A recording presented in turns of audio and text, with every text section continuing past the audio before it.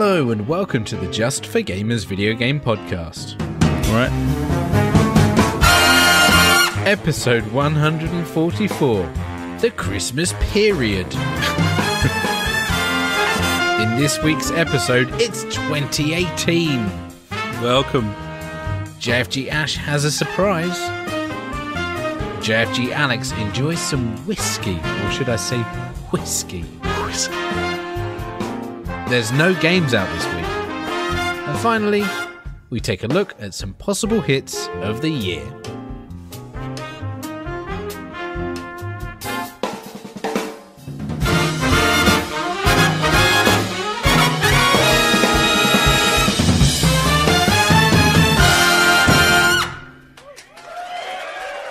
Hello and welcome to the JfG Podcast.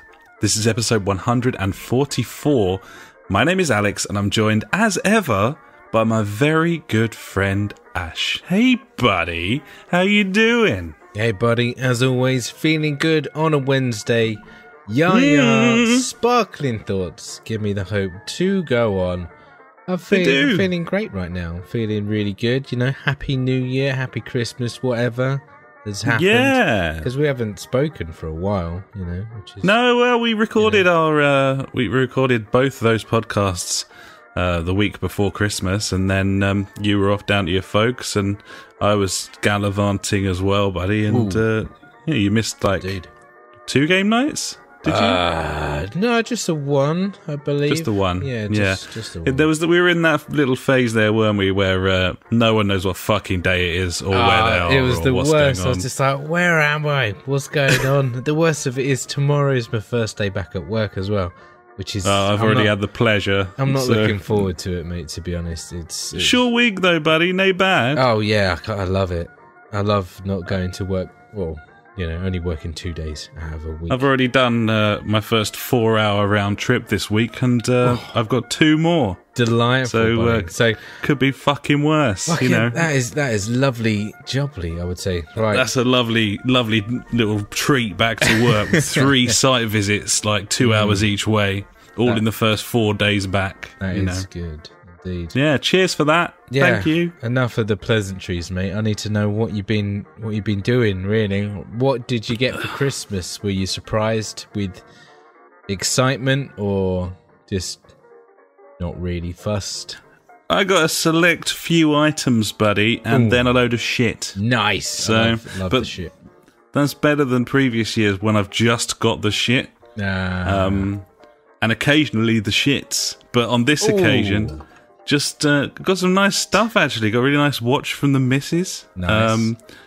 Got some lovely little whiskey bottles there, buddy. I got the week we recorded the last set of shows. Indeed. I received a special gift in the post from a certain Octo Pizzle and his funky friend.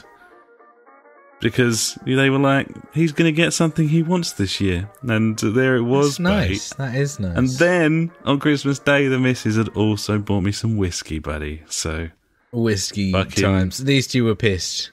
Like buses, so in many ways. Forget the terrible gifts that were given. There were lots of bad ones. I don't know how ruthless you are with presents, buddy, but we come home and immediately make like a donations bag. So that's because you know, why not? We don't want to live in some sort of hoardy squalor. Obviously, that makes sense. Yeah, so if you buy shite for us, we're going to get rid of it immediately. Yeah. So that's what we. That makes sense. That's what we did. But yeah, no, got some really nice stuff. Some like board gamey stuff as well, and a couple of nice shirts. Like I had a pretty good year considering, buddy. What about you? I mean, I got all the stuff that I bought myself, which was nice. Yeah. I got my new mouse, keyboard, got my new headphones on right now. If you're watching on the stream, they glow different colours. I can change the colour of how they glow. They're actually really comfy, and I've been using them pretty much every time I've been gaming. I've rearranged my gaming rig, I've under the stairs, my shithole under the stairs, really. I got all the cables out and redid it all. I got the PS4 down here now. because the headset that I've got, it's a USB headset. I mean, I can plug it into normal 3.5mm jack. But to get obviously the best, I'd go through the USB. I'm guessing. Yeah, just sure. Putting a punt out there. I don't know. Who knows? I think you're right. I would say so. And so yeah, I've reorganised that, and I'm thinking next thing I need to get is a 4K monitor, because I seem to be quite comfortable down my little hole now, doing all my gaming instead of like moving out into the open where the telly is. Yeah, which buddy, you've got nice. You got the Pro, and you're all set up with your desk and everything. Yeah, exactly. Why not? Really? Why the fuck not? Indeed, mate. Other stuff I got, a couple of hoodies, other things that I just don't really care about. But fucking the mouse and keyboard, very tasty. I'm gonna make it a mission this year to play some like more PC gaming. I think, try and get it out there a bit more. Play more games, really. That's my aim for this year. New Year's resolution, play more games. What, more gaming in general or more different games? Just both. Both? Yeah, both. Definitely. They're not mutually exclusive, are they? So, yeah, no, fair enough. Definitely not. One thing sounds like which a good was resolution. Nice, it's a pretty good one. One thing that was pretty good, the brother-in-law got a Switch, or bought himself a Switch for Christmas, so I played a lot of Switch. So that was really cool. Nice. Oh, that's going to be good to hear about, because, you're the first out of the two of us to actually have a go on one of those things properly. Yeah, like, played some Zelda, played a lot of Mario Odyssey, played some Mario Kart 8 and stuff, so yeah, I'll talk a little bit about them. What else have I been doing? Didn't do anything for New Year's, buddy, because I've got kids and I can't be arsed. I just can't be arsed. I was not happy when all those fireworks went off, waking me and the kids up. I was like, fucking people having a good time. Stay in your homes. Do not give up. Do not know what time it is. This is midnight. The witching hour. Are you crazy? I'm guessing you had more fun on New Year's Eve than me, buddy. I had a blinder, yeah. The whole Christmas period, really. Like, I had a really good Christmas, because that sounds this like year... it could either go good or bad, the Christmas period. Yeah, it can be. Yeah, festive. Got the festive juices flowing there, buddy. It was cool, because normally, if you've got a partner and you've got separate like families and different people dotted about, then you tend to do a lot of travelling. But this year, for the first time in ages, I didn't have to go anywhere at all. Rocked up at my folks on Christmas Eve, having had like our murder mystery night the day before. Ooh, and then nice. Just stayed until like day after Boxing Day and just chilled out, like played games and had loads of food. And just sort of, got fat and drunk, like, Christmas. That's kind of the whole... mate, I ended up cooking Christmas dinner the first time I've ever done it. Fucking smashed it. Nice. And got absolutely smashed whilst doing it. That's the way to cook, buddy. I was pretty much the only one drinking. Like, I went out, I don't know, like Saturday or Friday beforehand and bought, like, all the different types of booze. I was like, right, I've got some lagers, I've got some ales, we've got some gin, we've got some fucking creme de mint, whatever. Just fucking chuck it in. We need all this alcohol, because people have a good time when they're shit hammered. Yeah. And fuck me, I had a great time, because I was so pissed. It was just lovely. No one else was drinking, so I've still got loads of booze to get through as well, which is good news for me. So, and that brings me on to the question: what are you drinking tonight, buddy? I'm on the Coronas this evening, buddy. Ooh, nice. I've also got the whiskey backup should I require it. Nice. I like it. We'll see how we go on that one. Mm. That's cool, man. That's the way to do it. And we did Boxing Day. We did pizzas this Boxing Day, like from scratch. Nice. We made like 8 pizzas. Like you do. That was really fun. Yeah, man. That's kind of cool. Is that going to be like a new tradition? The tradition is we usually pick like either a type of food or a country, and then our Boxing Day is like Mexican or French or whatever. We've done Italian before, but we did all like pasta and risotto and stuff. So this time around we did all pizzas, and it was sweet as the punch. Turkey. Oh yeah. No, I'm up for that. My folks are really boring though. They don't like any spices. They're like naturally cautious of foreign foods. Oh well, obviously. I mean, Suspicious they are, buddy. But yeah, and then New Year's again was stayed in my hometown, which was fucking cool. And just went down the Pantiles, buddy, with friend of the podcast Paul, and nice. Just got shit faced. Nicely done. Pounced about down the Sussex, and we were there till sort of saw all the fireworks. Stayed there till like 2:30, and then I was like, I need to go to bed now because I'm dead. And thankfully I was only a couple of minutes walk from home, so that's nice. that was what I did. Beautiful. And that was my break, buddy. Nice. I've also been doing other man stuff. Oh, hello. Yeah, obviously I've said about sorting out under the stairs my Gibbons. my home from home. Rearranged the living room, which was fun. Put up a shelf. Oh, got my proper drill man out. stuff. Yeah, mate. This is one of those free holding shelves or whatever they are from IKEA. Shit. Yeah. I had to get the big boy drill out for that one, and Drildo. Got the dildo out, yeah, and also put some hooks up by the front door. Not normal, like, you know, where you hang your coat on, but kid size, so they can hang their fucking coats up. So I haven't got to fucking do it every time I come in. Fucking. That's a master stroke right there, buddy. I know, well right? played. So I've got adult hooks up there, and I've got kids hooks down there. I'm like, sort your fucking own shit out, you cunts, kind of thing. Yep. And also, I painted a wall, which was fun. Wow. So you've done a couple of actual useful things with your time off. Oh, I have been busy. I drove down to Kent as well. Obviously, I spent a few days with the old parents, my folks as well, down there. So that was good. Drove through some fucking snow, which was mental. I think it was like on the Wednesday or something after Christmas. Like, for some reason, yeah, just below the Midlands was absolutely covered in snow. And I was like, this is ace. Beautiful. Really That's exactly it. what you want when you're making a long journey. Yeah, took about 5 hours to get down there. It was great. Really, really enjoyed it with 3 kids in the back. Yeah, that was cool. And finally, buddy, I won the game of buying games multiple times. Oh, here we are. So yeah, I bought Jackbox 3 and 4 because festive seasons played some of that with the parents. Stupidness came out. Mainly, my dad called himself the Felcher to begin with. I knew I was off to a start when he's like... You were like, yeah, he's got previous, hasn't he? Yeah, he's coming out with the nickname the Felcher. I'm like, yeah. Nice one, Dad. You're the best. You're my idol.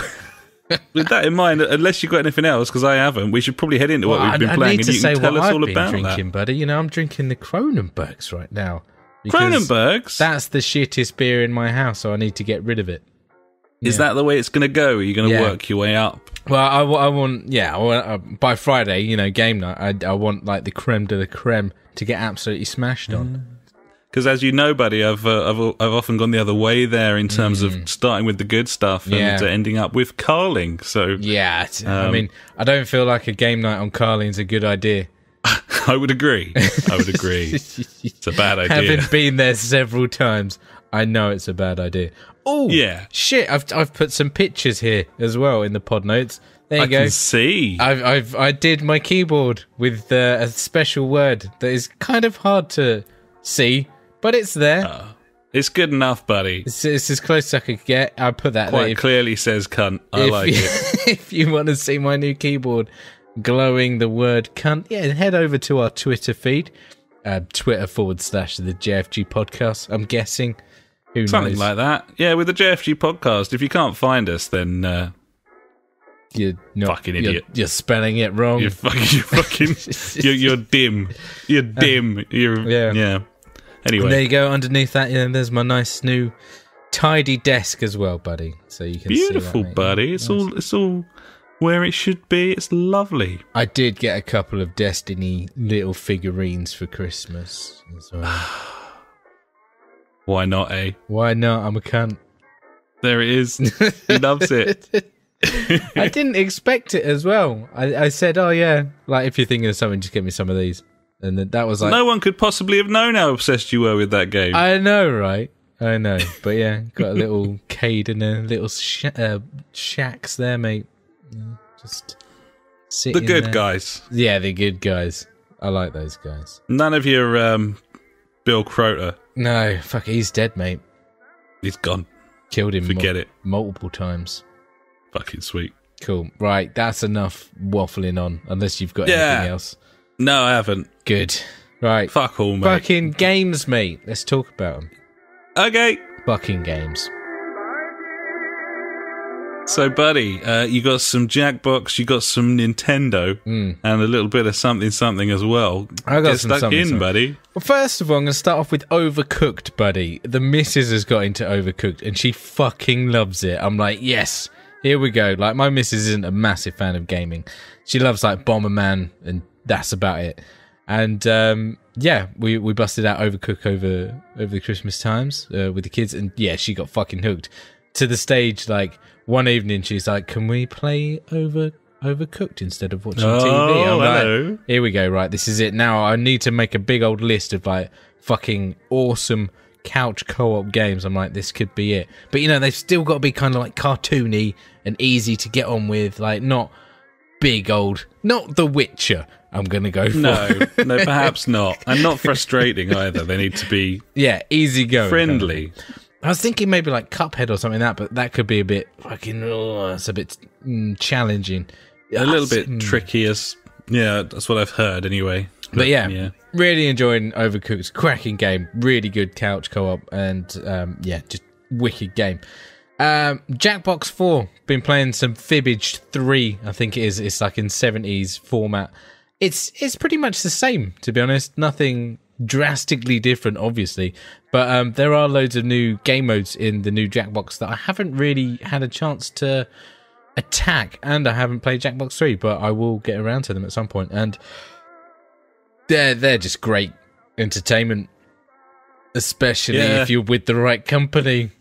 That's it. Yeah, I mean, we were going to bust out some Jackbox 3 because I got it on my Mac, but we just didn't get around to it. We were playing all these stupid, like, my mum was like, "Oh yeah, everyone bring like a game or activity that will keep us entertained for like an hour, and if we all bring one, then you've got the day done." Kind of thing. My sister turned up with like 25 different types of cheese and did like a blind tasting session, which I don't know if that's what my mum had in mind, but it's a lot of cheese. It's a lot of cheese, and it did prevent us from playing very many other things, but it was still fun, of course. Yeah, but we never got to Jackbox, and since you picked up 4, we've basically had all of our dues and people over and stuff, so we haven't had the chance either. But that's interesting that, because kind of mixed reviews it got in the end. Some people saying that they really like the new mode, some people saying they don't feel that they've really done enough with it.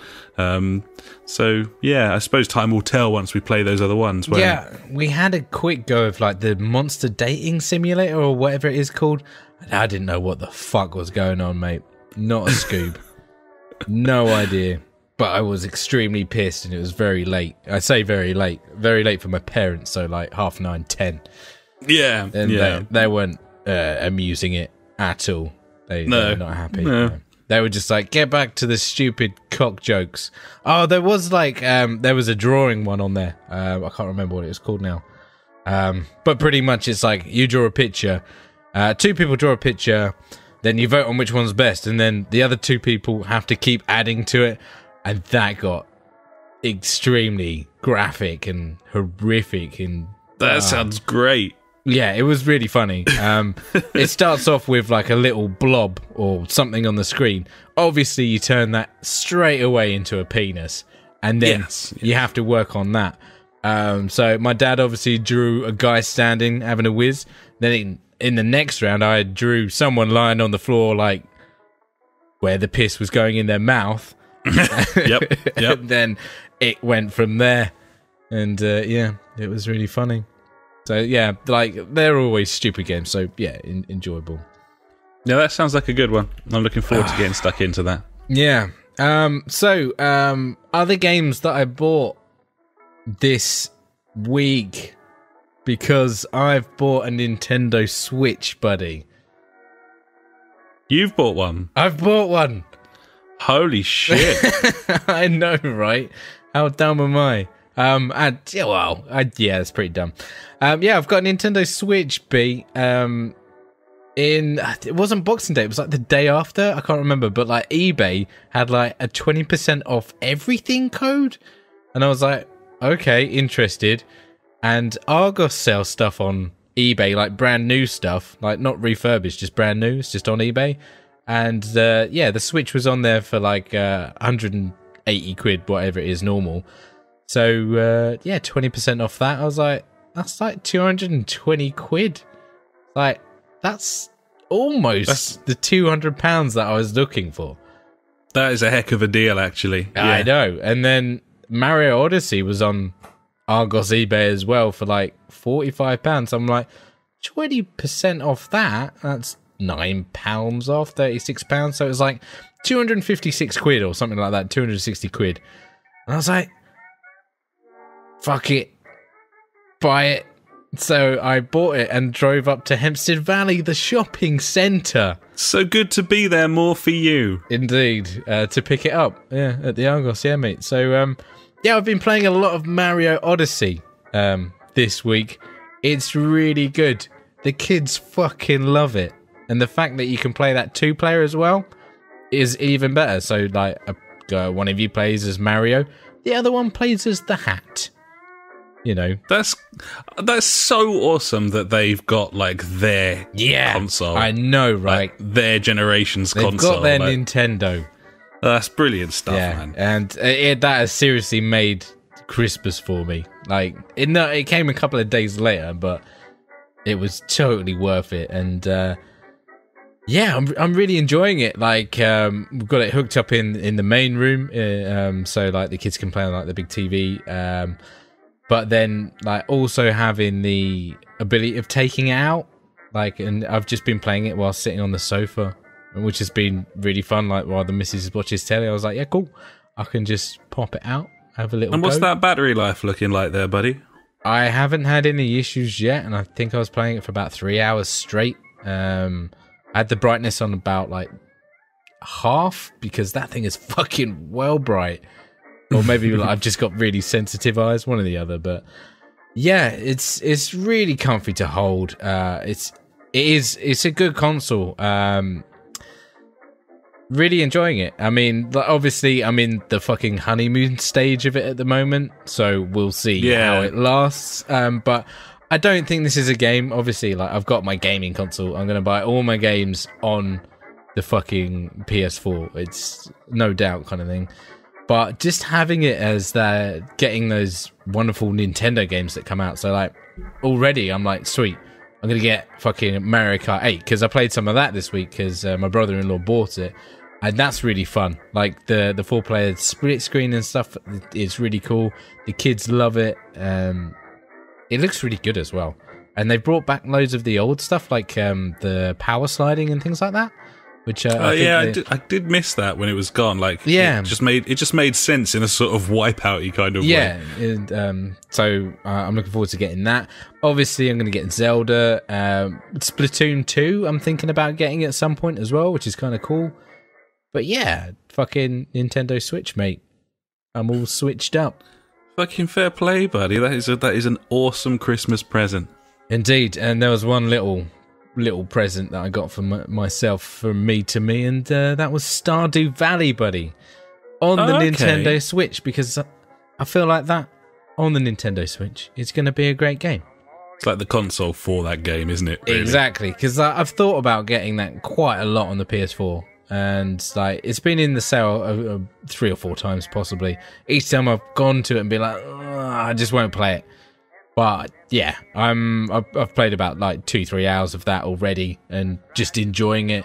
It is what it is. It's Stardew Valley, farming simulator / friend maker, and yeah, it's really fun. I'm enjoying it. It's just a nice place to be. Cracking music, just a nice little place to explore and make your farming, really, mate. So yeah, eventful couple of weeks for me on the gameage. Obviously, there's been Destiny 2 as well, but seriously, I mean, the sort of level of points that you get in the game of buying games when you pick up a new console, mate, and didn't really even plan to. I mean, I just have to take a bow, really, and say... And that's the thing, I didn't expect it at all. Like, I played it on, like, Christmas Day and Boxing Day. I was really enjoying it. I was like, yeah, this is cool. Like, I'd love to get one, but I can't spend, like, 320 quid. Because that's, like, the base of, like, what you... With a game kind of thing, that's what you're paying. And then I just saw this offer, and I was just like, fuck it. Now or never. Just get it. It's a great deal. It won't be that cheap again for ages, I'm sure. Definitely not. Yeah, definitely, buddy. So, yeah, fucking a lot of games being played this week. So, I'm guessing next week, fuck all. Because I'm back at work. Yeah, that can happen. Yeah. So, what about you, buddy? What have you got up to over the Christmas time? Or you were back at work, weren't you, this week? So, you didn't really have... I was back the week before Christmas for 3 days, and then back again this week as of Tuesday. But yeah, that coupled with the fact that I've like just been like on the go all the time. Yeah, totally. Like, so I haven't got a big old array, and I didn't get any games for Christmas. Nor did I didn't ask for any. No, yeah, that's the thing. Got a Jackbox, obviously, because you bought it, and I'm sure I'll get to that. Obviously been playing loads of The Witcher 3. Very quick caveat, by the way, totally forgot to mention in our Game of the Year show that The Witcher was my 2015 Game of the Year. I don't know if we got confused there or if I just forgot, but it was there was a year's gap. Last year's Game of the Year was Doom. Oh, God, yeah. And I'd completely forgotten that we had that year in the middle, and it was a good year as well. I was like looking back through the games, like fucking just forgot how long we've been doing the show. Yeah, we had Dishonored, Doom, God knows what else. Yeah, other games. There was some good stuff on there. Yeah. Uncharted, I think. Hitman. Hitman. Oh, Game of the Year, Hitman, yeah.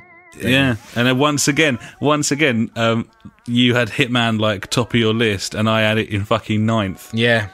Who was right, buddy? So I got previous there by the looks, buddy. Fucking over your Game of the Year decisions every time round. But, you know, anyway. The Witcher. I've now played 120 hours of The Witcher. Nice. So since we last did a podcast, I've played like 60 hours of The Witcher. I've completed the Heart of Stone DLC, as well as the main quest in the game, and most of Blood and Wine. We've stopped short while we're doing some side quests before finishing that off. Nice. Just absolutely incredible. I've also watched all the documentaries, the no-clip documentaries. Yeah. Because obviously there were some spoilers in those. They had sort of information about how they put the quests together and how the sort of decisions that they made. So certainly not something to watch until you've finished it. Yeah. But just absolutely like obsessive levels of witching. Just fucking fantastic. Absolutely love it. Not much else I can say about it, really. The Heart of Stone DLC is quite small. In comparison to Blood and Wine, you're probably talking maybe like 8 hours, something like that, a little bit less, which is still substantial for DLC these days. But it was good. It was a good yarn, just like a sort of separate story where he meets this guy who's like an immortal, and it turns out he's been turned into that by like making a wish to some sort of weird genie character who you end up having to sort of outwit and outthink via a series of like different quests and stuff. That was really refreshing and interesting, and a great sort of main enemy who may or may not be bad or whatever. And then Blood and Wine is unbelievable in comparison. Bearing in mind, before starting it, we'd played sort of 102 hours or something of the main game, and then suddenly you've got this whole other realm, and it's completely different color palette, like really, really colourful, loads of like flowers and meadows, like none of the grot and grime that you've got in the sort of northern regions of the game. You've got like a huge like palace, like it's almost like a sort of Disney kingdom kind of thing, and there's giants and there's all sorts, and the whole thing kind of centers around these storylines with these different vampires, some of which you like have met in the past, and it does a really good job of introducing characters that were clearly in older games that you may not know anything about. I certainly don't, but yeah, just absolutely unbelievable. Fabulous, absolutely fabulous. One of the best games I've ever played in my life. we're not done. So, and in playing lots of Gwent and getting into that, I've actually been trying out the standalone game of that as well this week, buddy. The Gwent the Witcher card game. Okay, how's that going? I don't like it. No, which is weird. They've sort of arcade. They have Hearthstoned it. That's what they've done. It's not the same as it is in The Witcher.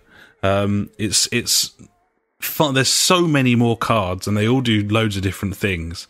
And I get that. Like, you're making a free to play game, there needs to be thousands of fucking cards. You know, you got to try and make some money somewhere and that sort of thing. But there's just too many cards that are all like bespoke and they do different things.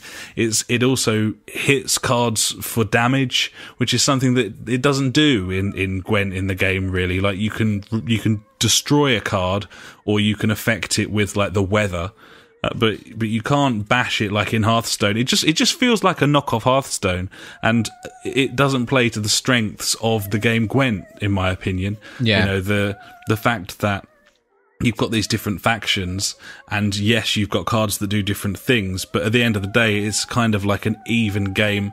There's specific strategies, and if you've got all of this stuff going on, I'm just not sure about it at all. And yeah, it just made me want to fire the game back up and just wander about playing Gwent in The Witcher instead. So yeah, not great, man. If I'm honest, not good. That's a shame. Oh well, at least you gave it a burn, buddy. Yeah, Gibbons, and it's the sort of thing that would go really well on a handheld device, you know. But and maybe if you hadn't played Gwent in the game, then maybe you'd get like into that. But for me, it just hasn't got the spark and the like. It doesn't feel as smart. There's just too much there, and it just feels like a bit of a mess. But you know, maybe I'll give it more time. Who knows? Who knows, sure. Buddy? Well, we shall see. Who knows? It's a gibbon. The last thing I've been playing, I'll just talk about this briefly because I've only just dipped a toe in.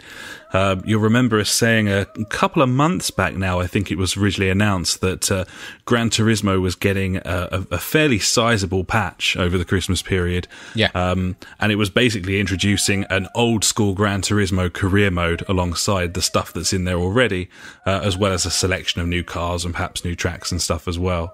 And that launched just before Christmas, and I got the chance to play it yesterday for a little while, and it's just a really cool addition. Like the sort of the classic cups and stuff, the old vehicle category races, the sort of different tiers as well, like beginner, amateur, professional, and then you got the endurance ones. Like, it's basically added the career mode from, like, say, Gran Turismo 3 into a game that I think already had bags of content, you know. Chuck in like 12 extra cars as well, and there's some different track layouts, and I think a couple of new tracks as well. That's cool. And that's all for free, isn't it? It's all free. It's not DLC, or, you know, you haven't got to pay anything there at all. They've just added that. And do you think it was something that they had planned for release and then didn't get time to do it, or?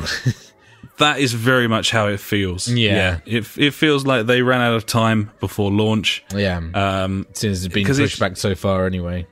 Yeah, I mean, we know they're a bit of a weird company. Yes, we do. Polyphony Digital, like they've always been a bit odd in their practices, but I can't really see that there was much in it for them to do this. So I don't think they would have started it post-launch, but at the same time, it's baffling that, like, this whole career mode wasn't in there at the start. Yeah, and that was the main source of complaint, really, from people. But yeah, I mean, now that game's just got it's got it all, really, except realistic driving, buddy, which is a bit of a shame. But what's the tagline on? It's the real driving simulator. Real yeah, okay, sure. Yeah, It's the real racing simulator there. Real no, it isn't. It's its own thing, David S. Pumpkins, but it's very, very good, and now it's even better. Worth keeping an eye out in those sales, buddies. If you do fancy a semi-arcade racer, it's got plenty of content in there. If you can pick it up for sort of sub 30 quid, then you've got yourself a bargain. Nice, buddy. So yeah, that's me, buddy. And that was you. So I guess we'll move on, shall we? Gibbons, buddy. And now it's time for the news.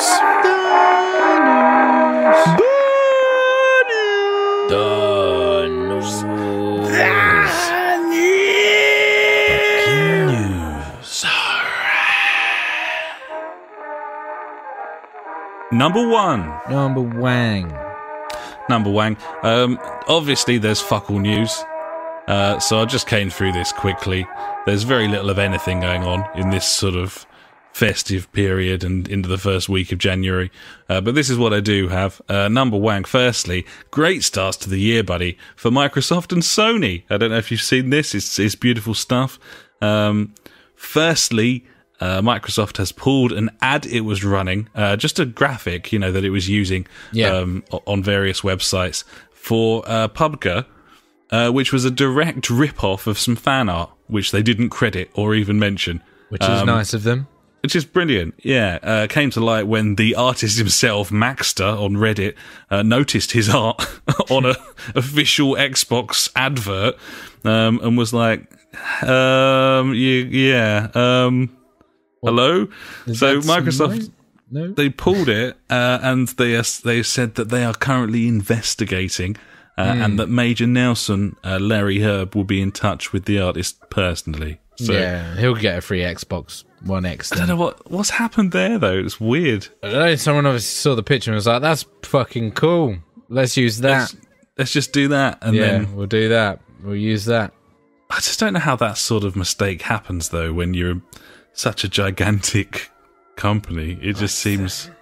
I don't know. Like, the way I could see it going down is like some low-level dude is like, oh, have a look at this. This looks really good. We could use this as an ad campaign.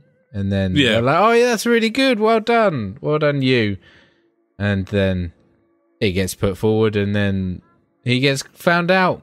And then everyone's like, who authorized this? And then it goes back down the train until that guy gets fired. Yeah, that's probably what's going to happen, to be honest. It's an interesting one, though, isn't it? Because obviously he was doing... I mean, yeah, it's art. It's bespoke artwork. It's just got the PUBG logo on it. But it's kind of fan art, and it's kind of hard to see where that falls under. I suspect they haven't actually breached anything there, copyright-wise. They just look really shitty. Yeah, they just look like a bunch of cunts, really, don't they? It's like, yeah, exactly. Why not be like just mention the guy's name or fucking throw him a bone or something or anything? Yeah, when Microsoft are posting things and they're looking worse than fucking Lad Bible, then you know that there's probably a bit of an issue there. Just a bit. So yeah, not a great start from them, but Sony getting involved as well, buddy. Meanwhile, it's emerged that the music used on the trailer for infamously atrocious game Life of Black Tiger... Yeah, it's a great game.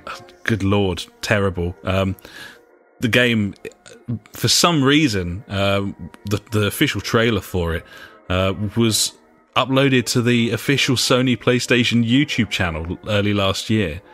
And it's emerged that the music in the trailer is a breach of copyright. They've just nicked it from an independent musician from Japan. Nice. And on top of that, the music that in question is a licensed cover of another song from a Japanese anime.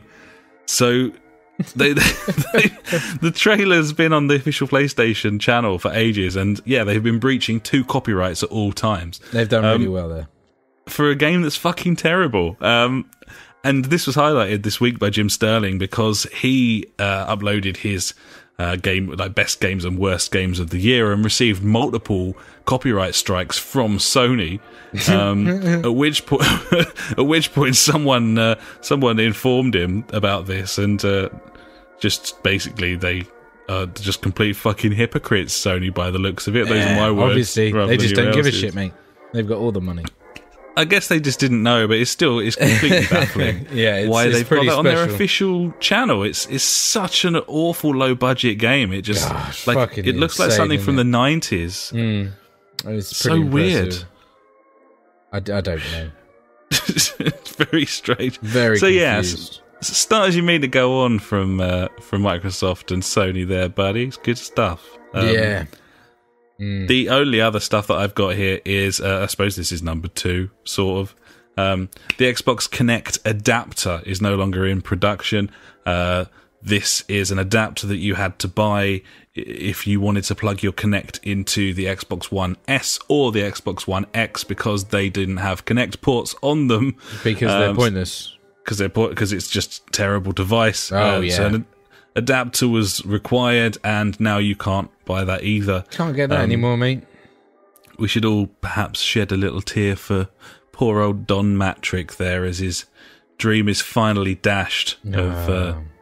Sure, he's fine. Where, did he go to like ZeniMax or something? I can't remember. Zynga was it, or something? Zynga, I can't remember. Something like that. Yeah, he went to some other place, and they've prospered ever since. But yeah, I'm sure that's got nothing to do with it. But that's the end of Kinect, essentially. Full stop. Oh there. well.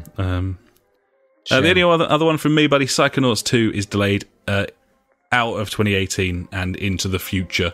That game was actually had a penciled-in release date for 2018, and not anymore. Not anymore. Oh well, shame. Did you ever play the first one? It was Xbox original, wasn't it? I might have done. It was weird looking. All I remember the artwork of the thing, but I can't remember. I don't think I did. You know, I played watched so many games. That guy Critical on YouTube playing it. That's the closest I ever come. Nice. So this is critical. Yeah. Either way, that's delayed, and that's all the news I have, because it's the first week of January. Well, what do you expect, mate? I've got loads. Don't you worry. Oh, excellent news, buddy. Well, in that case, probably time to hand over to you for my favourite section, and probably the listeners as well. Nay, definitely. It's Ash's News favourite things of the week. If you like news but hate information, you have found the right place. Ash's News favourite thing of the week. Cheers, buddy. Yeah, stuff on the list. Christmas gifts that are coming late to your ears right now. The Division developer hints at a sequel. Don't know how I feel about that. Sure, why not? Well, I mean, there were lots of things to like about that game. Apart from the end, I guess. The end was bad. The sort of leveling was bad, and the leveling was bad. Yeah. The numbers. No. The numbers. Yeah. No, I didn't like the numbers. Apart from that great game. It was a good game, actually. I fucking loved it. It was well good. I loved it for a bit. You know, Ubisoft. Yeah. You kind of like it for a bit and then not. Yeah. Lawbreakers publisher writes the game off as a loss and blames Pugba. Buddy. I saw this from Mr. Blazinski. Yeah. It's like, oh yeah, no one's going to play it because they're all playing Battlegrounds, I guess. I don't really... I don't know. Is that fair? I mean, the games are nothing like each other. I realise they're both online multiplayer shooters, but it's more like Overwatch and Paladins, I would say, than... Yeah, it's closer to COD than it is... yeah, exactly. There is that as well. Player Unknown. I mean, yeah, that game took the world by storm, but it's not been a console release, you know? No. Lawbreakers came out on PS4 and Xbox One, so... Indeed. I don't know. It's really weird, that game, because I genuinely think that is a really good game. Yeah, if it hadn't died a death, I think we would have picked it up, to be honest. I think so. Like, I enjoyed my time with the beta. It was cool. Good ideas. But, yeah, obviously, just no. Just everyone didn't like it, I guess, or just didn't want it. Weird. I don't know. It is strange. Very strange. It's one of them phenomenons that you just don't really know why. It was really classy as well. It was really polished. Like, there's nothing wrong with it. It's I don't know. Weird. Oh well. Battlegrounds still passes 3 million concurrent users on PC. That is insane. That's crazy numbers right there. Yeah. Staying with Battlegrounds again, it's aiming to launch on every platform, was said in an interview this week from the CEO or someone, I don't know. Yeah, CEO. There you go. Come on, BlackBerry. Old Chang Han Kim. That's his name. Yeah. Come on, Game Gear. Come on, Engage. Come on, Windows Phone. Nice. Yeah, so hopefully every platform will have Pugba. And they were fucking on about moving it out into other franchises like movies and TV shows. I'm like, no. It's not got a story, has it? No, exactly. It's based on a movie. Yeah, exactly. Stupid cunts. And that game, obviously, they've ported it to some inferior hardware and it runs like a dream on there. So I've no doubt it's a great idea to smooth port it as onto. Fuck. Yeah. One thing I will say about that is, once again, plug in my Patreon friend on NoClip, Danny O'Dwyer. He did a interview with Player Unknown, and it was very, very interesting. Well worth a watch. Just a little half-hour show. Didn't know anything about the guy. He's like Irish. Yeah. Like he's like 40 before he like got anywhere. He was just doing like armor mods and shit, kind of Daisy-esque stuff. Mm-hmm. And then just got a call from a South Korean developer who have always wanted to make like a battle royale game, and were just like, come to South Korea and we'll make your game. Make it, yeah. Literally that. He had no like pedigree or anything in the business, really. He's fucking crazy. That's weird as hell, man. And now look where he is now. Yeah, unbelievable. Seriously. Smashing it. Gibbons. A few more things left. Cody, formerly Xbox Media Center, lands on Xbox One. That is strange. I don't know what to think about that. It's really weird how it's like it started off as a thing for modding your original Xbox and putting this thing on there, and it was fucking great. It still is. It was. Looked amazing, didn't it? Yeah, man. At the seriously. time. So good. Bringing those media functions to your fucking Xbox, being able to stream all your films and stuff on your local network. I was like, this is amazing. This is just the future. But yeah. So yeah, that's on Xbox Ones now, which is... I don't know. I don't know how to... I don't know. It's weird. I need to take a look at that and see what it actually includes and involves. Exactly. Because... Like, if you can just install like shit on it, like all the plugins, then how do they govern it? Like, I don't know. Get Colossus on there or something. Just pop that on. You're good to go, mate. Get all your streaming needs. Fucking. I mean, Xbox always wanted to be like the home hub media center, didn't it? Yeah. Back in the day.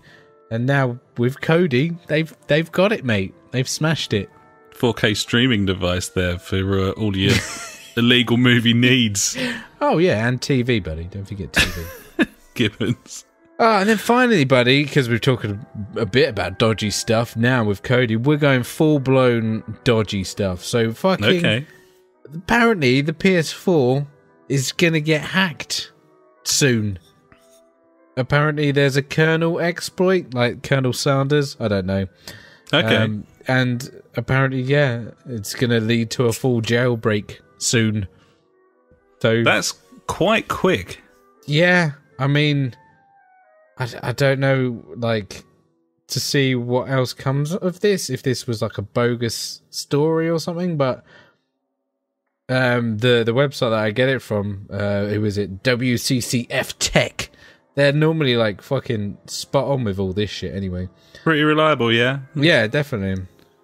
Because I saw that stuff about the Intel chips this week, where they're in danger of losing like 20% of their power because of a kernel problem on those. Yeah, which is crazy. Yeah, wow, what a crazy world we live in. So that's the PS4 possibly getting hacked, and now the fucking Switch is possibly getting hacked as well.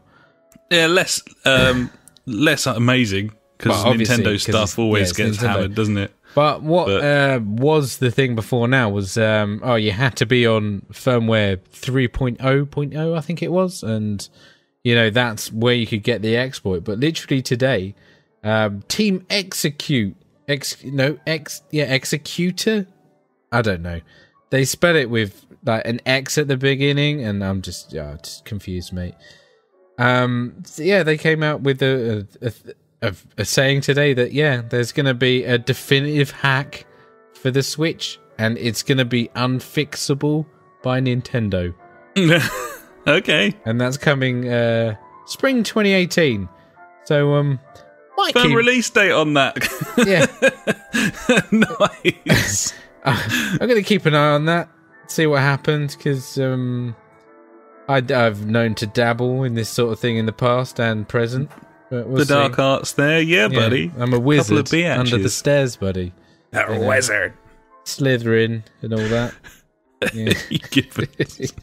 So yeah, buddy. Stuff. Yeah, like there was some weird stuff coming out the past week, news-wise for me. I was like, oh, hello. Everyone went home for Christmas and got their code on, buddy. Started coding and they were like hacking and shit. Just bored. Yeah. Getting away from their like screaming relatives. They're like, I'm gonna fucking jailbreak the PS4. Just gonna hack this Switch. Fuck it. Yeah.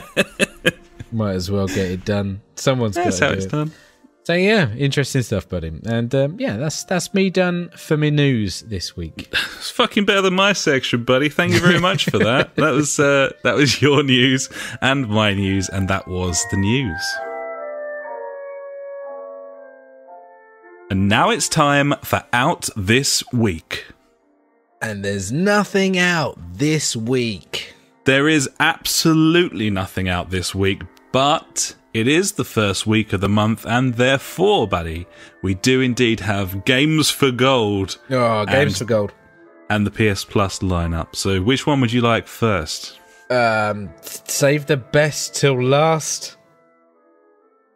Okay. Good luck with that. I think you'll agree with me when I start with Xbox then. Okay. Games for Gold, obviously these are out now because they came out yesterday and we're recording this on the Wednesday, so you can download these now. Obviously the Xbox, they do the whole half the month thing, so some of them will be available on the 15th, I think it'll be. At the moment you can download the Incredible Van Helsing 3, which is actually a new game, shit looking game, but a new game nevertheless, buddy. And Tomb Raider Underworld for the 360, and later in the month you'll be able to pick up that dodgy Wii U port of Zombie U, just called Zombie now. I think it was on PS Plus like a year ago. I was going to say it was, wasn't it? And it was a bit woeful, because the best thing about that game was the multiplayer elements, which were all removed for the port from the Wii U to the other consoles. And Army of Two, that terrible, terrible game Army of Two, is your other one. Obviously, Tomb Raider Underworld and Army of Two are backwards compatible, and I must say I probably would go back to Tomb Raider Underworld if I had an Xbox, because I quite fancy a little bit of old school Tomb Raider. Always quite fond of those games. I liked that era of Tomb Raider where it was fucking over the top, like bollocks. I really enjoyed them. It was like stupid games. They were wicked. They were dumb and clunky, but you kind of knew where you were with them. Yeah. And I'm not knocking like the way they went with it with the reboot, because I thought like that Tomb Raider or whatever it was really good, and the second one as well. Since then, they've been really good games. It's true. So yeah, all in all, I think that's not a great start to the year for Xbox gamers. There, no. I wouldn't say so. Nothing really there for you. No. Unless you've got a bit of Tomb Raider nostalgia, then I wouldn't even... If I had an Xbox, I wouldn't even be downloading the other three, let's put it that way. I'd probably give that Van Helsing one a go. I suppose it's worth a look because it's new and, you know, it might be something a bit cheeky, but from what I've seen, not the best. No. So there's that. So PS Plus then, buddy? What have we got? Is it anything exciting? Is there any games that I haven't got already?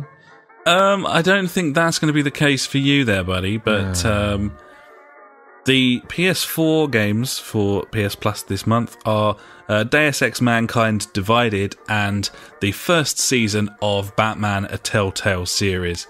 Obviously, disappointment in that We have another fucking Telltale game just chucked in there to prop it up. Yeah. It's just got zero interest, and so it's just like a fucking swing and a miss, I essentially. mean, at least give me the Minecraft one so my son's happy. 'Cause Yeah, I'm do not you? buying that. Not Fucking buying Batman. Who gives mate. a shit?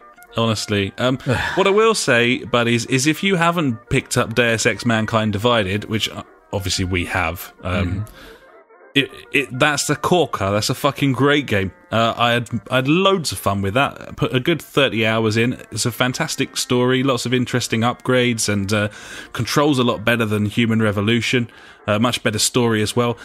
Genuinely, that is a great game. And therefore, I think that kind of stands above all else that's coming out in this for Games of Gold and PS Plus. It's a fucking good game, Deus Ex Mankind Divided. So, so there is that. PS3, you've got the Book of Unwritten Tales 2 and Sacred 3. And the Vita, you get Uncanny Valley.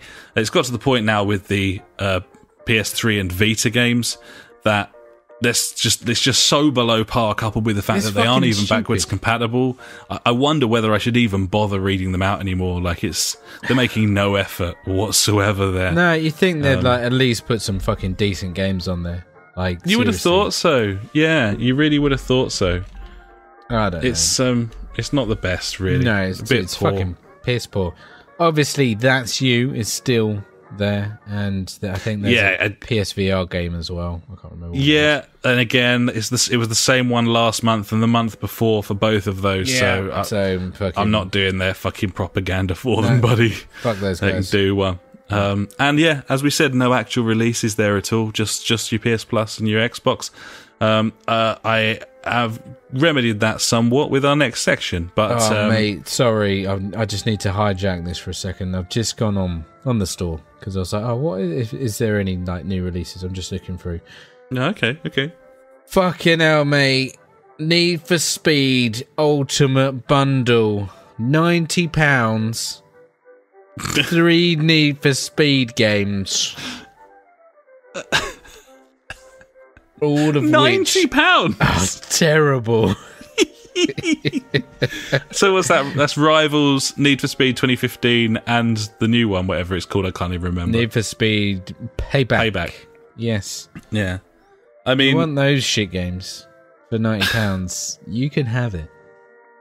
That's terrible. I mean, Rivals you could probably pick that up for a £5 now. If that, mate, probably less. And Payback was down to 25 quid in the sales. Yeah, I know.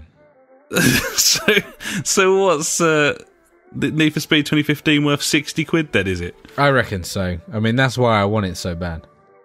Shocker, buddy. Absolute shocker. Sorry, I just had to put that in there. Man.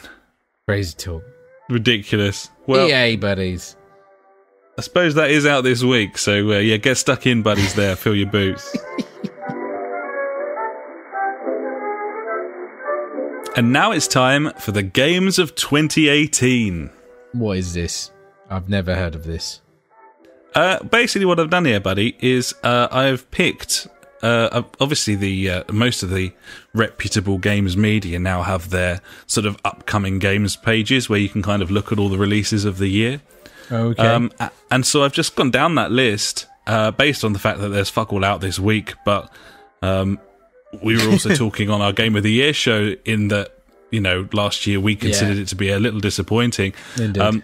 Thought it'd be nice to give everyone a taste of what you've got to look forward to this year, and just have a little quick chat about each one and what we think and whether we're excited or not. Obviously, I've made this list, so you're probably not going to give two shits about some of them, but... That's true. Yeah, so if you don't mind, buddy, let's have a little peruse through this lot, shall we? Yeah, mate, let's dip our toes into 2018 and the future of gaming. Yeah! So the first, 3 or 4 games are actually dated. They've got release dates, and they're in chronological order. So Nice. the first one that is kind of piquing my interest, even though it's a little bit weird that it is Metal Gear Survive. This is a bit of a wild card from Konami. It's the old Metal Gear Solid team, or whoever remained after Kojima left.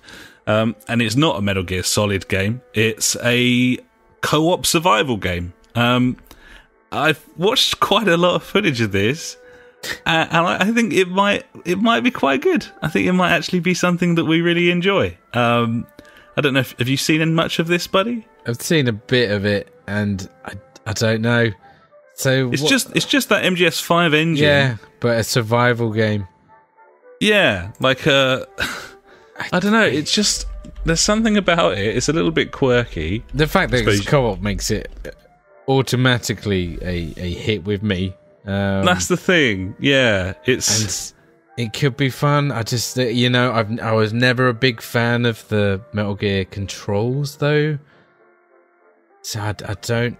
Possibly no. I'm intrigued by it. Let's put it that way. Definitely intrigued. It's kind of it's an open world third person game.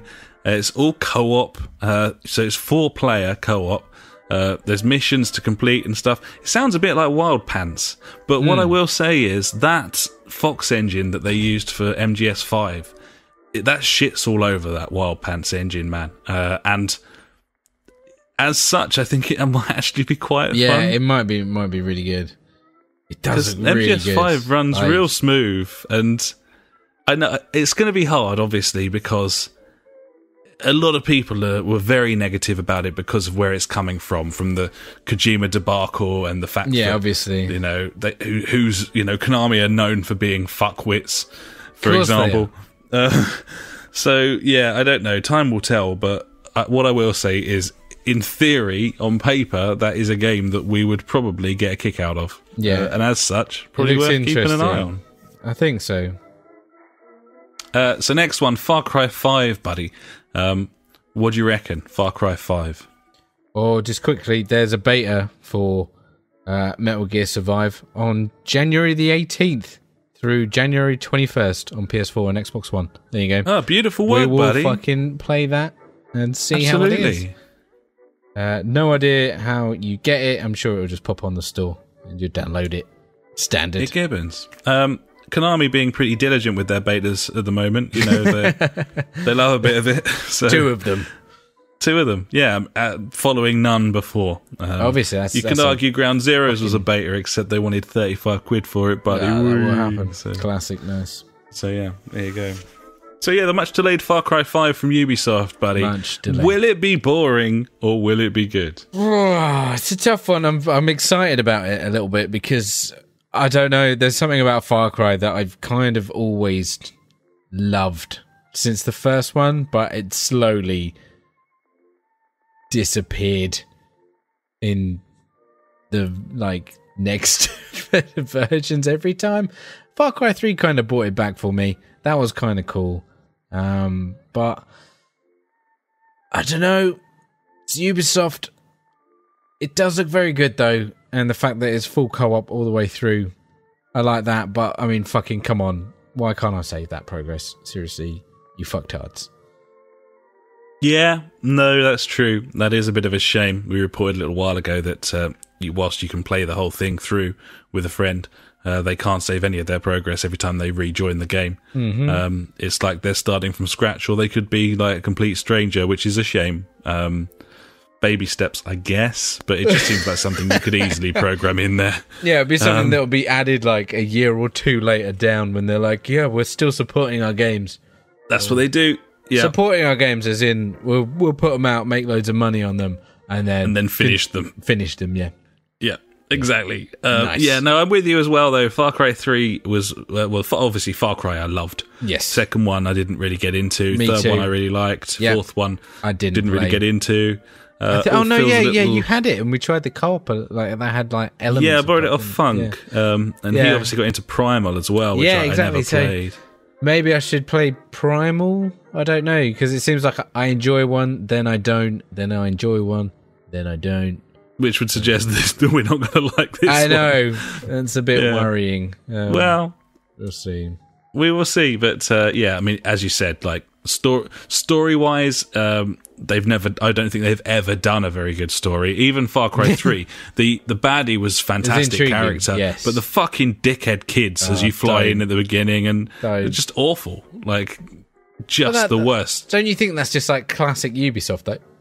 Like, I mean, look at Recon and Baby Meeks 3. Yeah, exactly. Arseholes. All the characters. Like, look at Watch Dogs 2. Like, yeah, exactly. Fucking dickheads. Just dickheads. All of their characters are dickheads. Yeah, apart from Rayman. Apart from Rayman, he's a ledge, you know. Bit of fisting. Lovely. There we go there. Next one, Crackdown 3. This is the Microsoft Delay Fest. Obviously, this is a game that I can't play, but you could probably play on your PC. Is this game in development hell? It's been a very long time. It's had art style changes, which doesn't always mean bad things. I mean, we look at Borderlands. That's exactly the best example of that, really. It is, but usually it means bad news bears. Yeah, it means something's going drastically wrong.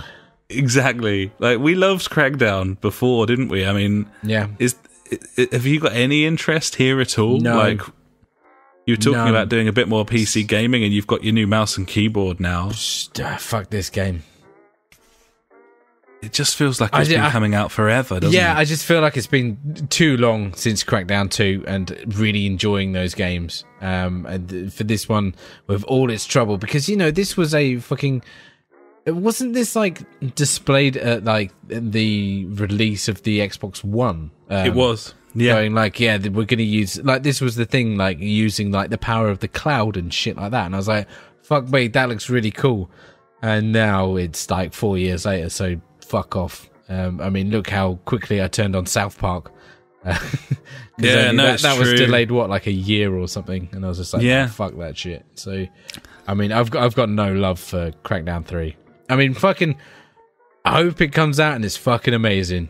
I mean, seriously, but no, mate, I'm the signs are bad, aren't they? I mean, even when I was doing a bit of research, like that game, you know, that game's got 6 development teams working on it. Of course it does. And does that not just, like, scream fucking dev hell to you? Like, it just doesn't sound right to me. No, I know. What I will say, though, looking through a lot of these, and I haven't picked a great deal of Microsoft games because I'm not looking forward to them. I don't have an Xbox. But what I will say is there's some really good stuff coming out on the Xbox this year. And if it performs well, Crackdown included, it's going to be an excellent year for Xbox gamers, especially with that X out now. One of the ones that I would suspect people are looking forward to is Black Desert, which has been out since 2014 on PC, early access at the time, and then full release. Friend of the podcast, Tom, has been playing it. This is a game from developer Pearl Abyss. And that is coming to Xbox One next year, buddy. Like a proper giant MMO coming to the console. What do you make of that? Like, that could be a massive deal, couldn't it? Yeah, man, seriously. I mean, if they get that to work on a controller, then that'd be fucking amazing. But apparently, like, Microsoft are working on fucking keyboard and mouse integration with the Xbox One now. They'd be mad not to, wouldn't they? I know, it kind of makes sense. But then fucking that could split the player base in a lot of games and things. Like, I don't know what I would use, to be honest, if we had the option of using keyboard or mouse, and or keyboard and mouse, or a gamepad when playing games. Because I know, like, keyboard and mouse is way more accurate, but fucking just ASDW, just fuck off, mate. I want to stick to move about. I don't want to press forward and back and left and right. Nah, mate. It's less precise on a controller, but it also feels more natural and more relaxed. And it's a console, you know. I mean, as you say, talking of splitting the player base, you couldn't release any shooter that had support for both without it having separate lobbies. Exactly. So, because people are going mental. Yeah, totally. But anyway, that's a totally different subject and thing altogether. It's true. It's true. But Black Desert, that's cool, man. If it was coming out on PS4, I think I'd give it a burn. Yeah, we've dabbled with the MMOs before, and it'd certainly be one to give a try because it's very popular and looks a bit different to some of the others. I know that quite a few of the dads of Destiny, they're on about trying to find different games to play at the moment because, you know, Destiny 2 is just not cutting the mustard as you could say right now, which is a shame. So yeah, I mean, if that was coming out, that'd probably be one. The next game on the list is one that I'm kind of excited for because it's a looter shooter, buddy. It is a looter shooter. It's also from BioWare, proper BioWare. And that game is Anthem, and is being published by EA, which makes you wonder. No.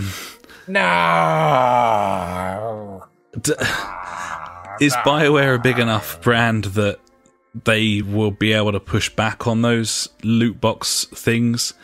I think probably not. You would argue that DICE would be big enough. They're going to be in there. I mean, it's a looter shooter. They'd be stupid not to put like microtransactions in there. Yeah, but just with what's happened with Battlefront 2. Mate, like, Battlefront 2 is doing fine. I suppose it is, yeah. Like, they haven't got any issues. I mean, they'll be back at it, no bother, I think, soon. People get very forgetful very quickly. Yeah, I know, so. That's the thing, isn't it? And, I mean, this is a game that I'm not going to pre-order just because it's EA, you know. Well, to be honest, so far I don't think any of these games that we've spoken about are like a pre-order thing. So they're just wait and see what they're like. Really, so far. I mean, there is a couple on this list that I'm like, yeah, I'll fucking put money on that right now, kind of thing. Yeah, it's. I want to be a bit more ruthless against these fuckers with their loot crates this year. Yeah. I don't want any part of this bullshit. I'm not going to give my money to these. And that's the thing. Like, I'm going to see if this game, if I could talk, if this game comes out and has like an ample full of loot boxes, like paid for loot boxes, then nah, I'm out, mate. I'm with you. I'm going to start fucking talking with me monies or whatever. That's it. I'm sick of it, and I'm not doing it anymore. So, you know, even if a game's like a fucking 10 out of 10 game, if it's riddled with this gated content that shouldn't be fucking pay for, and any hint of pay to win as well, like nothing rubs me up the wrong way more than that, then I'm out. And I suspect Anthem's going to be a very good example of that. But time will tell. So. It has the potential to be amazing. It looks gorgeous, and everything I've seen of it looks amazing. But I'm sure they'll fuck it somehow. Yeah, I'm sure. Yeah, more than likely. Yeah. So we move on. God of War, the new God of War from Sony Santa Monica. We've seen a fair old whack of this. It's been kind of the standout thing at several PlayStation conferences in 2017. Again, it's just that gameplay element, isn't it? As to whether we're going to get on with that or not. Yeah. Because I mean, what the fuck is this game? It's a hack and it's God of War, and God of War is a hack and slash game. It doesn't look like it from some of the trailers. I don't know. Is it QTEs? I think that's where they fucked it. If I'm honest, it didn't look like a hack and slash game, and then I saw like the third or fourth trailer, and I was like, "Oh, here's the gameplay. It's a hack and slash game," and it's like, well. That's kind of at odds with... Yeah. I want to see that game that isn't in like a gameplay demo. I just want to be like, here's 20 minutes of gameplay.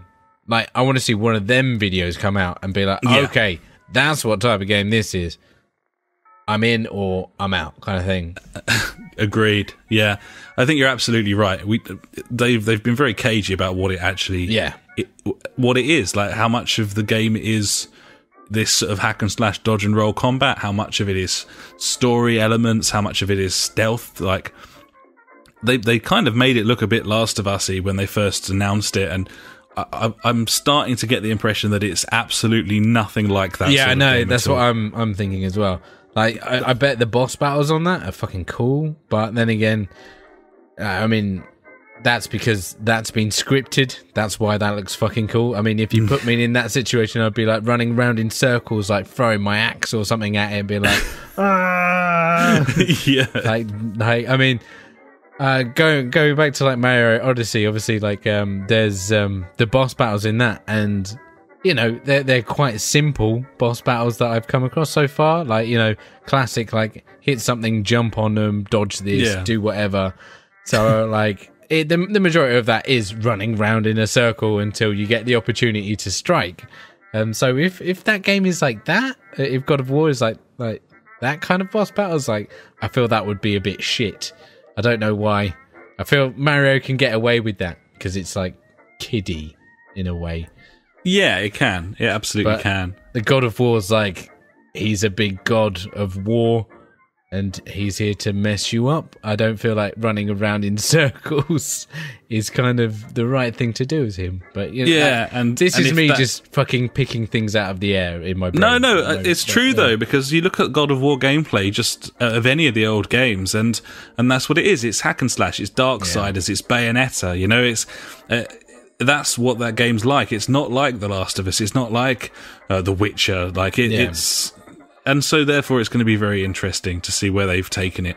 But I am genuinely excited for it because I think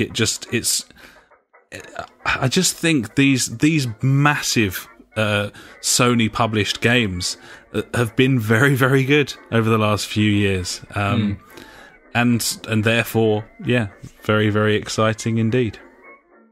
Indeed, buddy, indeed. Next on my list, buddy, Metro Exodus. This is from 4A Games. Obviously, Metro 2033 and Last Light.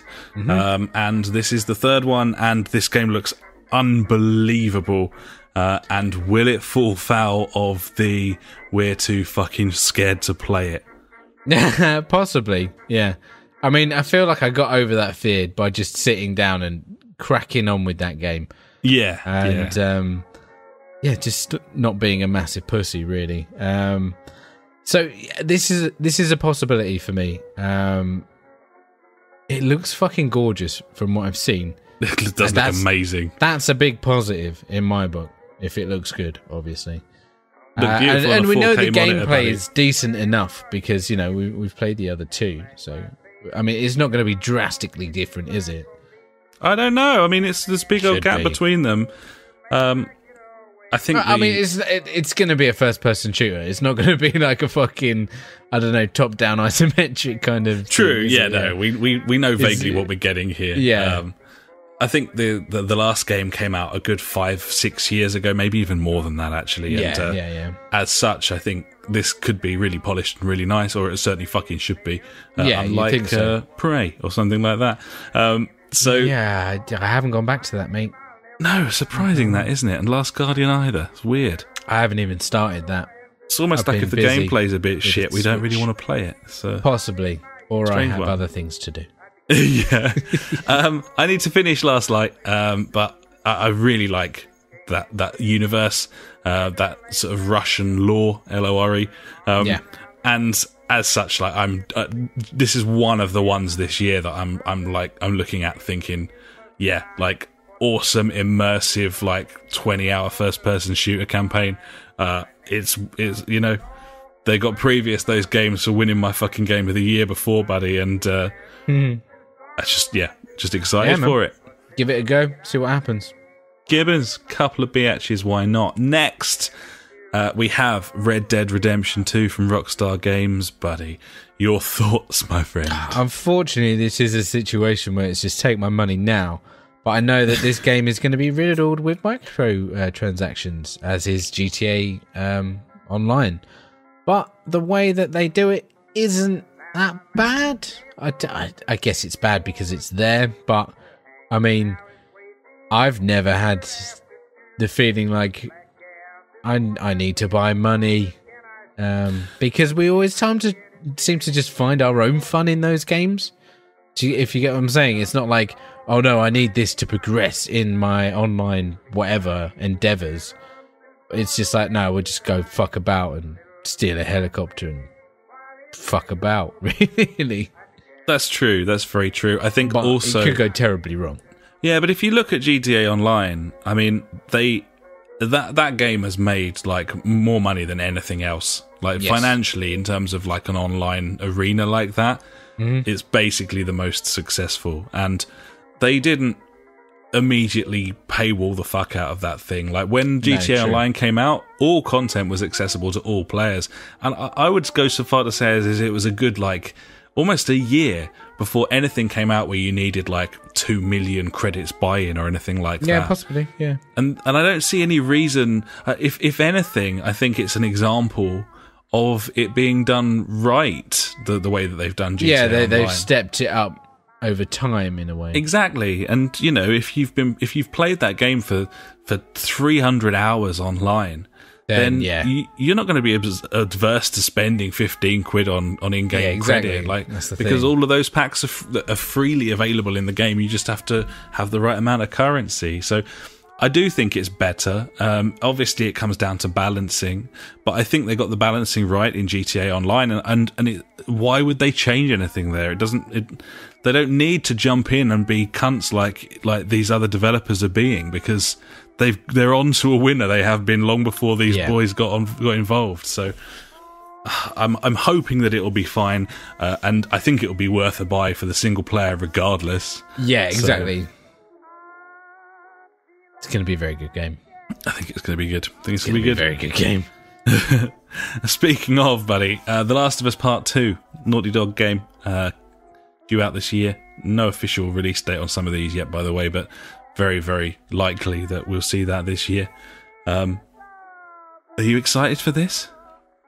I need to finish the first one still.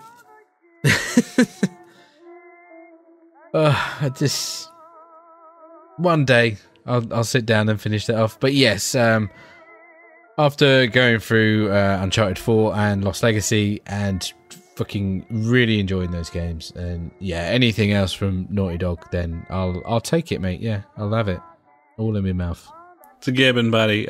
I've said loads about this, so I'm not going to waffle on here, but The Last of Us, just the greatest story in any video game. If they can hit those heights again, then it's going to be a hell of a fucking year. Some of these releases coming out. Just massively excited, and looking forward to seeing more of it as the year progresses. I would imagine that this is going to be like a sort of like an October, November release, perhaps. Normally is around in that the time, sweet spot. Yeah. So very, very cool. Lovely. A Way Out from Hazelight Studios. We spoke about this briefly, I think, last week in the Game of the Year show, when we were just looking forward to a few different bits, or maybe we covered it when the Game Awards was on. This is from the creator of Brothers, and is a third-person split-screen co-op game. But split screen as in you can play it online, but it remains split screen because there's lots of puzzles that involve being able to see both characters and both of their screens. Yes. Very excited for this game. Looks very cool. Looks awesome, doesn't it? Yeah, it looks really, really cool. Like, it's just a great idea for a game. I love co-op games. We both do, because we play them together. That makes sense. And it just seems like, busting out of prison or something like that, isn't it? Fuck it. Yeah. I'm on board, mate. Let's do this. That's not done enough, that, I think. It's a really good concept for games, and you haven't seen a great deal of it. Uncharted 4 they busted out of prison, wasn't it?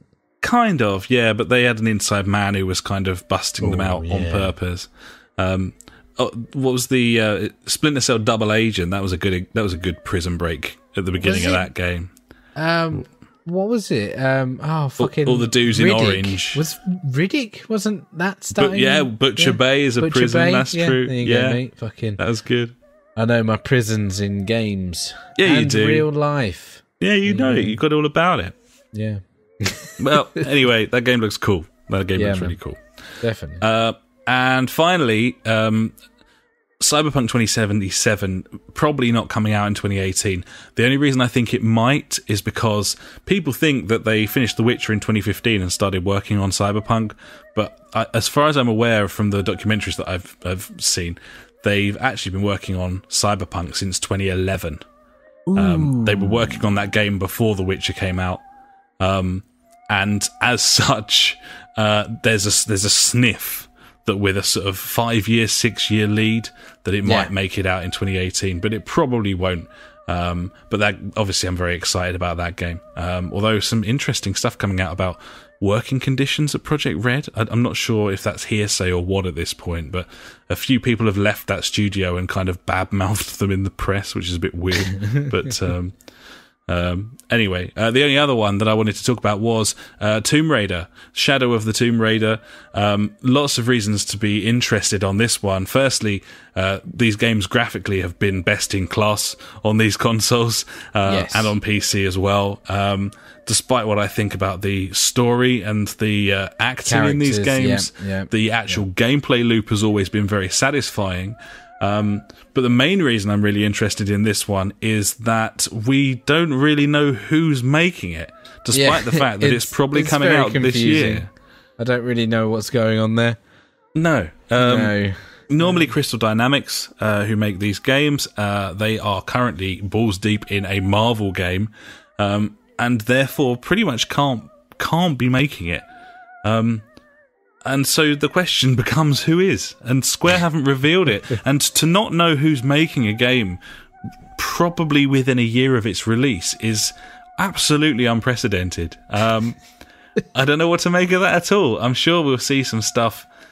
It has to be soon. It has to be. Something will come out at some point. I don't know. We'd hope so. But you really liked Tomb Raider and you liked Rise as well, buddy, didn't you? Are you looking forward to this one? Yeah, man. I mean, it's always worth a go. I like the Tomb Raider franchise and that style of game, the third-person like adventure game. It's always a good hit.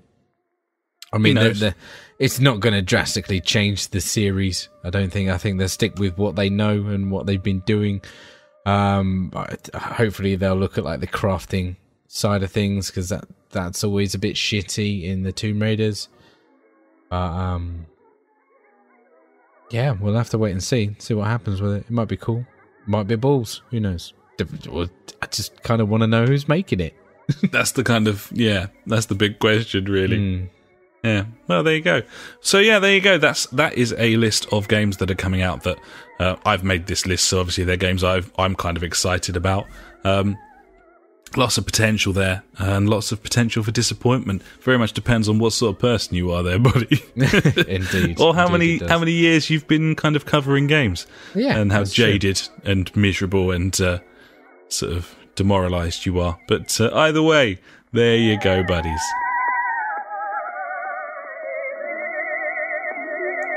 And now it's time for Fuckwit Corner.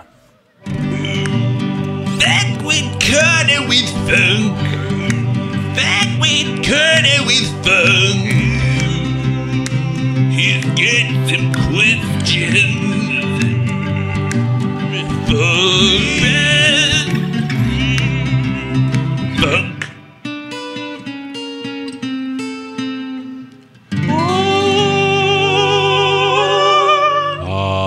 Has he got any questions, buddy? Just a little tidbit from Funk, some news that came out just before Christmas. And obviously we'd recorded our shows, so we couldn't get to it at the time. It was announced that Apple have changed the rules on in-app purchases for loot boxes on the iStore. Basically meaning that these games now need to show the percentages on everything. So you basically need to be able to see the odds so that you can see your chances of getting the things that you want when you're opening these loot boxes and stuff. Now, obviously, they've made this change off of the back of all of the controversy, and Funk sort of is interested in this and wants to know kind of what we think. He says, is showing the odds going to make that much of a difference? Or is it baby steps? And PJ, who is a bit lawyery in his ways, he stepped in as well, and he said, are they not just confirming that this is definitely gambling for kids? What was the first one? Showing you, is it going to make much difference? Probably not. I don't reckon. I mean, PES does that, doesn't it? PES, on their Ultimate Team knockoff, My Club, you can see the percentage of the chances of getting players of different quality. So if you get a top tier player, you've got a 4% chance. If it's a gold, it's like a 15% chance, and so on and so forth. I think it'd just be nice to see the actual figures instead of just not fucking knowing what the score is. Like I'm playing Destiny this week. The Dawning event's on, and I got a couple of Dawning engrams from doing the bollocks that you have to do for doing it. And I got 2 sparrows. I'm like, fucking great. No, I don't want these. But like, it would have been interesting to see like what the odds are of me actually getting 2 sparrows out of that kind of thing. I don't think it would change. I mean, hopefully it'll put people off. I mean, it's not going to change our ideas about it, but hopefully it will put people off fucking spending money on it. Hopefully. Yeah, I would go along with that. What I will say is, I think actually it might be a bad thing in that not because showing the percentages is a bad thing. Obviously, it isn't, but it's a thing that I think developers could go to and say, "We're showing you the odds." You know, like it's almost like a way, an excuse for them to keep this stuff in there. If they're going, we're being transparent with it, then there's no incentive necessarily for them to take it out. That's what worries me about it, to be honest. I think it might have the opposite effect of what we actually wanted. Which exactly. Is get rid of them altogether. Apple aren't fucking dumb. Like, all they're doing there, I think, is just covering their asses so that they can keep this fucking marketplace going of nonsense. So I think it's a bad thing, really, although obviously the actual act of seeing the odds on the things you're purchasing isn't. That's kind of how I feel. And the whole thing of saying PJ, are they not confirming that this is definitely gambling for kids? Is the technical reason it's not gambling is you're guaranteed to get something. And the purchases are in-app. You know, you can't extract the money. Exactly. You can't exchange that for real monies and things. Exactly. It's all loopholes and bullshit. It's unfortunate, but that's where we are. Thanks very much for your question, Funk. But no, I don't think it's good. I think it's probably bad, to be honest.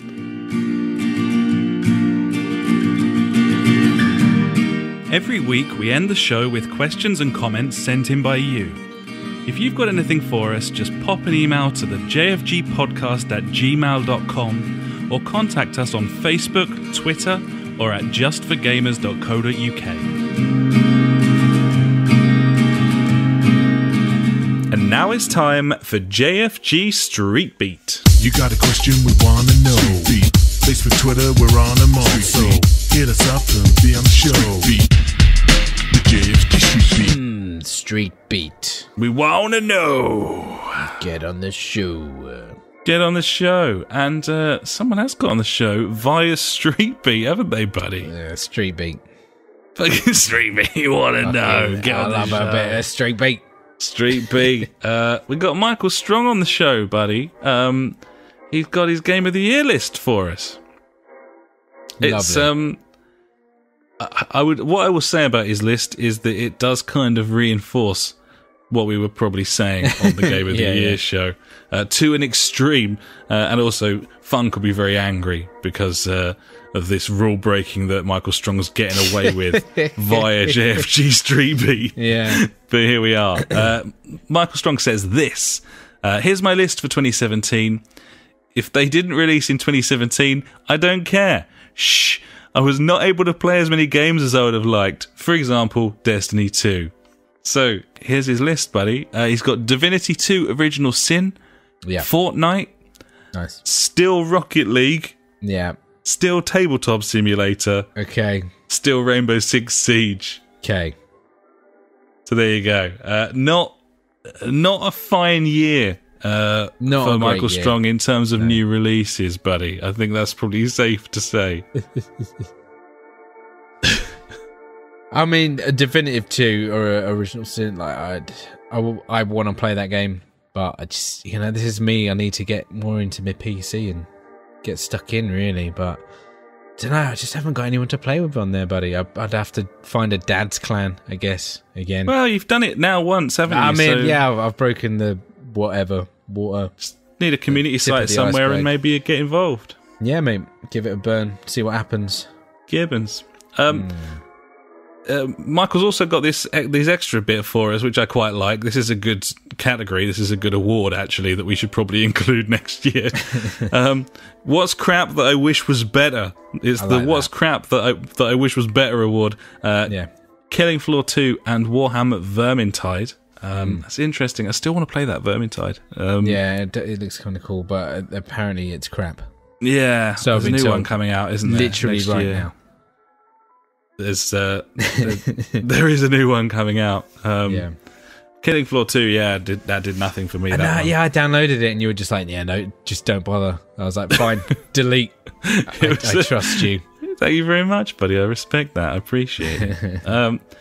He also says, on a side note, I got Christmas money. Should I buy The Division or Wild Pants? He's leaning towards Wild Pants.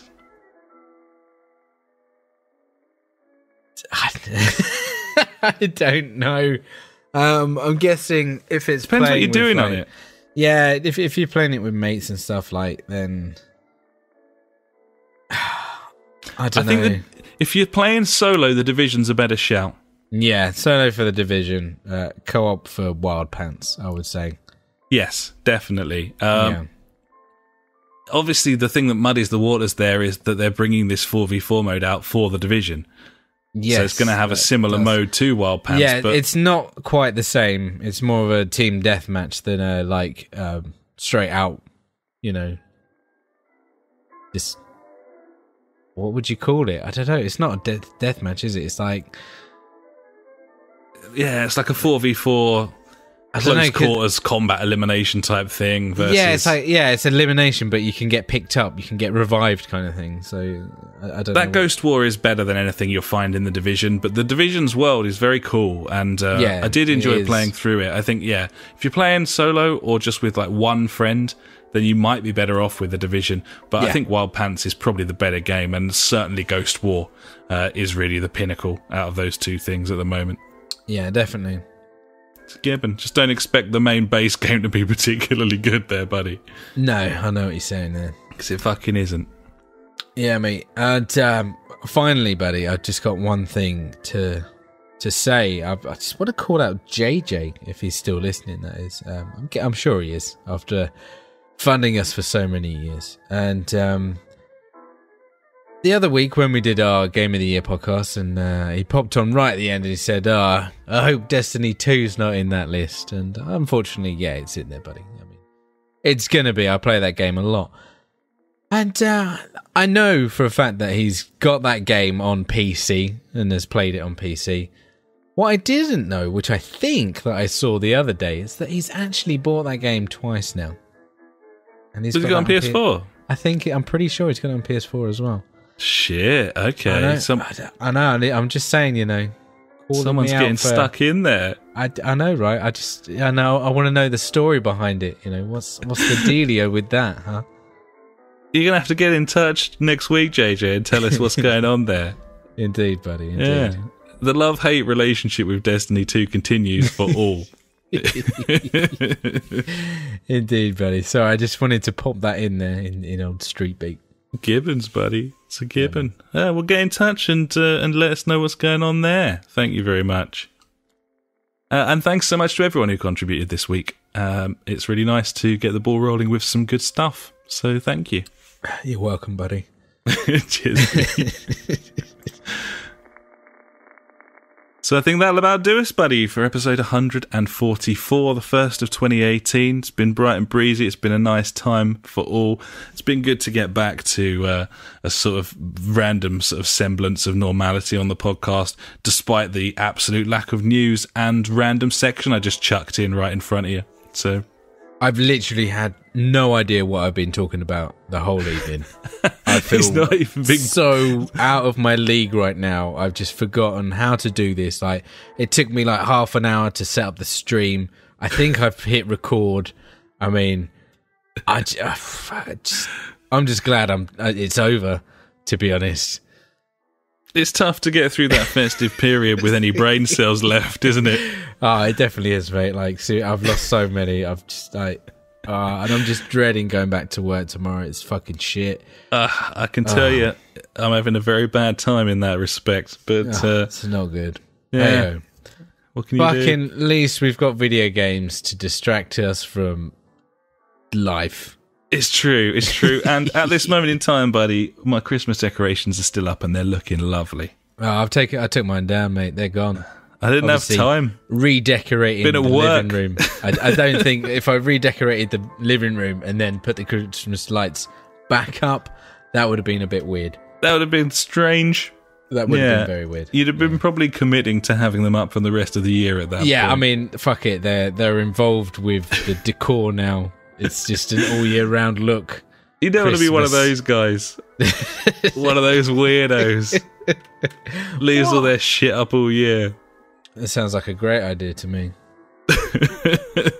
How would one dust, buddy? Yeah, they wouldn't. That They would just become wouldn't. part of the decor as well. Rustic look. The room would just getting smaller with all the fucking dirt and grime. God, yeah. All right, anyway. Yeah. Job done. Beautiful. Mate. Well done. We made it. We got there. Oh, God, yeah, suffering. I'm so I'm all tired. right. Thanks so much for listening, buddies. I think my voice is going. It's been a while since that's happened. Man. Anyway, thank you so much for listening. We are a podcast that you listen to, and here's an episode of it. So thanks for listening to it.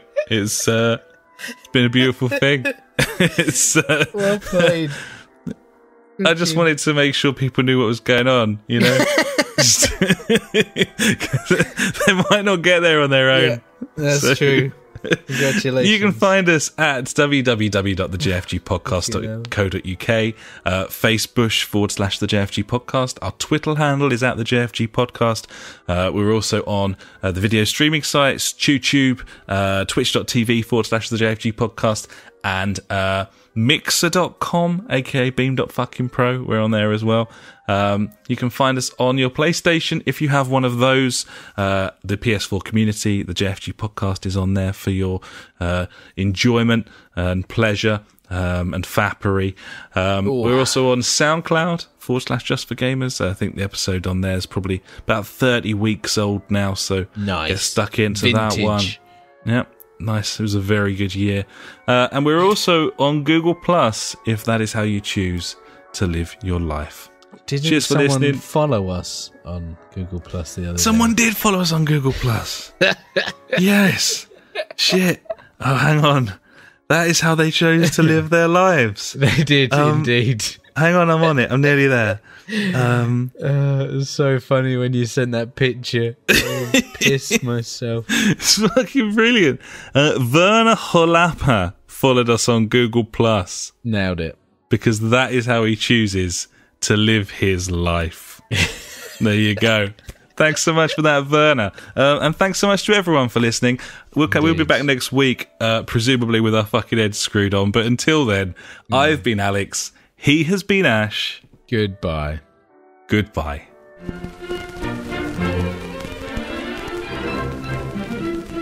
You've been listening to the JFG Podcast with Ash and me, Alex.